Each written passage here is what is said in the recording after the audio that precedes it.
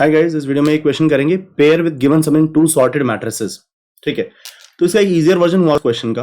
वो वर्जन क्या हुआ करता था, आपको एक सॉर्टेड आरे दिया गया है, जैसे ये आरे है आपके पास 2 9 14 17 24 32 6 33 38। ठीक है, और आपको बोल देते थे किसी गिवन सम वाले सारे एलिमेंट्स हमें प्रिंट करके दिखाइए। जैसे आपको 42 सम दे दिया, तो हम क्या करते थे, एक यहाँ पर लेफ्ट पे रखते थे पॉइंटर, एक राइट पे रखते थे, और दोनों का सम 40 सम तो छोटा पड़ रहा है, तो ये बंदा छोटी तरफ है, छोटी तरफ वाले नंबर को बढ़ा दो। हमारा सम तो 40 आया था ना, 42 हमें टारगेट चाहिए, हमें सारे पेयर बताने हैं जिनका सम 42 है। ठीक है, तो हमने सबसे लेफ्ट पे रखा, सबसे छोटे पे रखा एक पॉइंटर, एक सबसे बड़े पे रखा, दोनों का सम किया 40 आया, जो कि इससे छोटा पड़ गया, तो छोटे नंबर को बढ़ा दो। अब 9 + 38 = 47, अब बड़ा पड़ गया तो बड़े नंबर को घटा दो। 33 + 9 = 42, तो जी एक पेयर मिल गया। ठीक है, एक पेयर मिल गया, उसके नाम का मैं यहां टिक लगा दूंगा, और दोनों को इसको बढ़ा दो और उसको घटा दो। अब 44 + 32 = 46, जो कि ज्यादा है तो इसको घटाया। 38 जो कि कम है तो इसको बढ़ाया। 41 कम रह गया और फिर इसको बढ़ाया, तो ये दोनों मीट कर गए और खत्म हो गया, तो हमें सिर्फ एक ही अकरेंस मिली। ठीक है, अब ये जो क्वेश्चन है इसका बढ़ा हुआ रूप है। इसका बढ़ा हुआ रूप कैसे है, तो मैं 2 मैट्रिक्स मिली है, 3 × 3 की एक मैट्रिक्स ये मिली है जो कि सॉर्टेड है। सॉर्टेड है मतलब भैया इसके बाद बढ़ा हुआ नंबर, इसके बाद बढ़ा हुआ नंबर, और 6 से बड़ा अगली रो का पहला नंबर, फिर इससे बढ़ाइए, इससे बढ़ाइए और इससे बढ़ाइए। बिल्कुल सॉर्टेड 2D मैट्रिक्स है।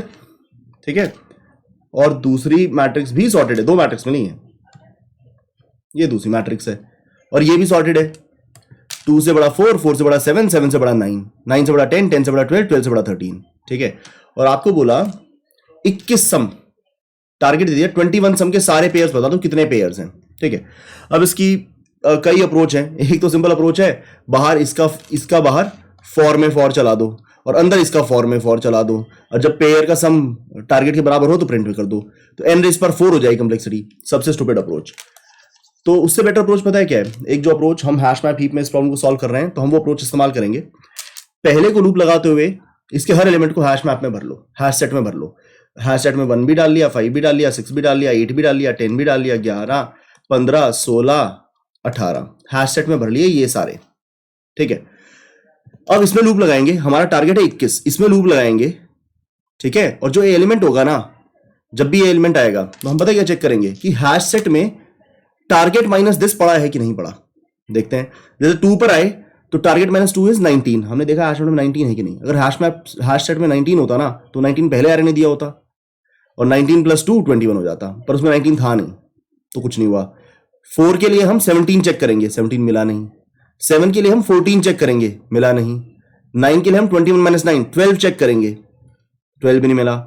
10 के लिए 11 चेक करेंगे, 11 मिल गया। 11 उसने कंट्रीब्यूट कर दिया, 10 इसने कंट्रीब्यूट कर दिया, पहला पेयर। 12 के लिए 21 - 12 9 होता है, 9 चेक करेंगे, 9 नहीं मिला। 13 के लिए 21 - 13 8 चेक करेंगे, 8 मिल गया, तो दूसरा पेयर मिल गया जी। 16 के लिए 21 - 16 5 मिल गया, तो एक और पेयर मिल गया जी।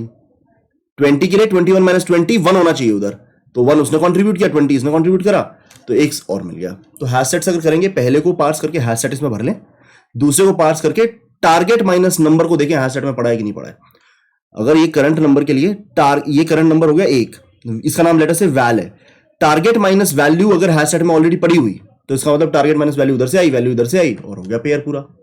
तो इस तरीके से अपना स्पेस कंप्लेक्सिटी कितनी हुई, n², क्योंकि पहली पूरी मैट्रिक्स उसमें हैश सेट में डाल ली थी, इसमें लूप लगा के हैश सेट में डाल ली, तो इसके लिए स्पेस कंप्लेक्सिटी हो चुकी है n²। टाइम कंप्लेक्सिटी देखते हैं, लूप लगा के हैश सेट भरना n², और दूसरे में लगा के चेक करना उसका n² और, तो 2n² विच इज n²। तो टाइम कंप्लेक्सिटी भी n², स्पेस कंप्लेक्सिटी भी n²। इससे बेटर सोल्यूशन है जो हम नहीं करेंगे, इसके अंदर हम हैश सेट से ही करेंगे। इससे बेटर सोल्यूशन पता है क्या है, उसमें स्पेस नहीं लगेगा, टाइम कंप्लेक्सिटी n² ही होगी। स्पेस होगा उसका O1 और टाइम कंप्लेक्सिटी होगी n²। एक बंदा रखे यहां, एक बंदा रखे यहां, इसके सबसे छोटे को इसके बड़े के साथ पेयर बनने का मौका दें। ठीक है, और आपका टारगेट है 21, तो इन दोनों का सम 21 आ रहा है, 1 हो गया। इसको बढ़ा दें, इसको घटा दें, 16 और 5 21, एक काउंट और, इसको बढ़ा दें, इसको घटा दें, 13 6 19, 13 6 19 छोटा बढ़ गया ना, तो इस वाले नंबर को बढ़ाओ, 13 8 21, वो छोटे नंबर कंट्रीब्यूट कर रहा है, बड़े नंबर कंट्रीब्यूट कर रहा है, 13 8 21, एक बार और। अब इसको भी घटा दें, उसको बढ़ा दें, 12 10 22 ज्यादा पड़ रहा है तो बड़े वाले को घटा दें। 10 10 20 कम पड़ रहा है तो इसको बढ़ाएं। 11 10 21 एक और मिल गया जी, इसको बढ़ाएं, इसको घटाएं। 15 9 24 बड़ा पड़ रहा है। 15 7 22 बड़ा पड़ रहा है। 15 4 19 छोटा पड़ रहा है, इसको बढ़ा दें। 16 4 20 छोटा पड़ रहा है। 18 4 22 बड़ा पड़ रहा है। 18 2 20 छोटा पड़ रहा है, तो अब उसको हटाएंगे तो खत्म हो गया। ठीक है, तो अगर इस अप्रोच से करते तो time complexity O(n)², space complexity O(1), पर इससे नहीं करेंगे, हम हैश सेट से करते हैं क्योंकि हमने इस क्वेश्चन को अभी जो हैश सेट में मीट किया है, तो यहां पर ऐसे करेंगे। एरेंट स्ट्रिंग में एक क्वेश्चन दोबारा आएगा तो वहां उसको जो मैंने अभी दूसरी अप्रोच बताई है उससे करने की कोशिश हम करेंगे।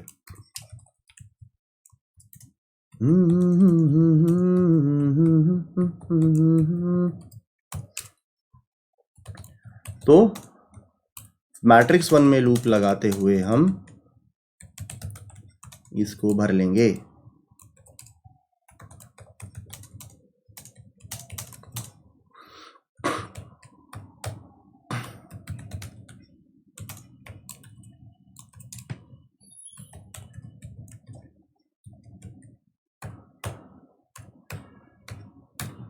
ठीक है जी, भर लिया। अब हमें एक काउंट रिटर्न करना है, वो काउंट 0 रखें। लास्ट में काउंट ऑफ पेयर्स कितनी बार मिला, लास्ट में रिटर्न काउंट होगा। अब दूसरे वाले में लूप लगाएं।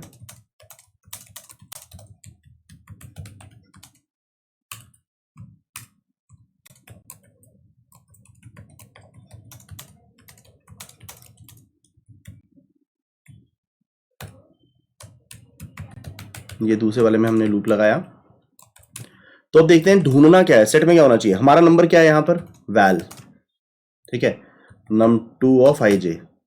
num2 ऑफ ij के लिए इसका कॉम्प्लीमेंट चाहिए, इसका रिमेनिंग पार्ट।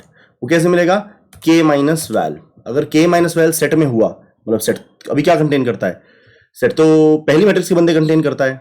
अगर ये कॉम्प्लीमेंट सेट में हुआ, if set dot contains this complement, अगर ये कंटेन करा हुआ उसने, तो मतलब कि कॉम्प्लीमेंट वहां मिल गया, वैल्यू यहां मिल गई, तो हो गया पेयर पूरा। काउंट को प्लस प्लस कर दें। ठीक है, लाइए इसे एक रन दे के देखते हैं।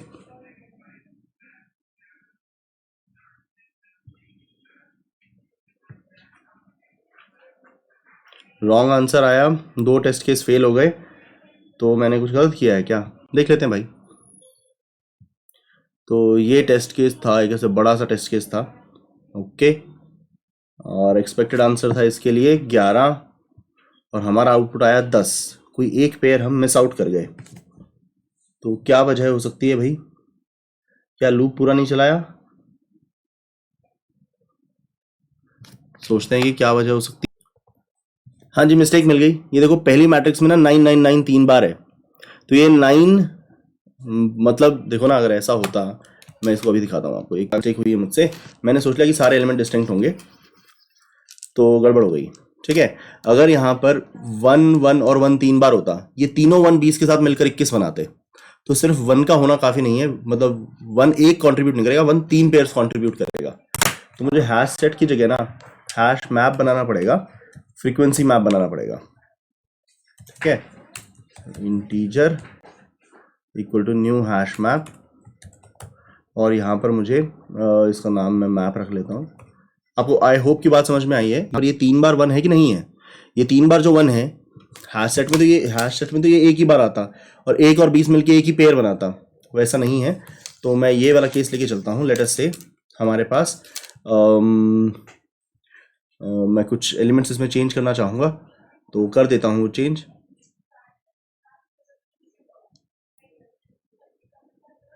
ओके, मुझे बस एक, हाँ लेट अस से लास्ट रो में 19 19 19 3 बार होता।